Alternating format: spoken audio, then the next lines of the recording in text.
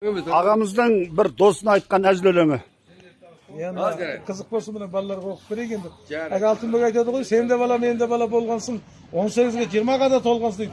Мұны атқа мінген қазақ мұлын көріп мен бар ғой, баладай болып отырмын әзір. Көңілім даладай, өзім баладай болып отырмын. Сондықтан енді сенің құрметіңе жаңа Алтынбек айтып отыр, сен де бала, мен де бала болғансың, 18-ге 20-ға да толғансың деп. Біз 18-ге толғанбыз, 25-ді біз де көргенбіз. Сол сияқты енді менің ағайын жолдасым болған жаңа бір Хамит деген сабақтасымыз келін алып сол тойда асабасы шақырды. Ассалаумағалейкум Саржан аға, өзің алтын сөзіңіз Маржан аға, жақсылар қасыңыздан көп табылып, жамандық жоламасын. Ман қараңа деп Хамит ағамыздың сабақтасы Саржан деген ақын ағамыз дейді. Қайдағы ақындық бізде. Сонымен жазып барға маңыраттым ғой.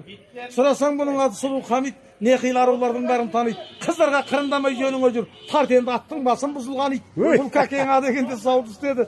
Сауданы қалады емес тауды істеді. Таудағы қазақтардың бәрін алдап, ақыры түгемейтін дау істеді. Таудағы қазақтар келіп шаңдатқасын, шыдамай бір Аллаға тәубе істеді. Я кәке, әзілім бауыр алма, жебесін мына қоғам дәуір алға. Менің сау болсын аман жүрсің егер, жейсің ғой әлі талай тәуір алма. Әншейін әзіл қылып жазғаным ғой, сондықтан көңіліңе ауыр алма деп. Яман көзсің, яман көзсің,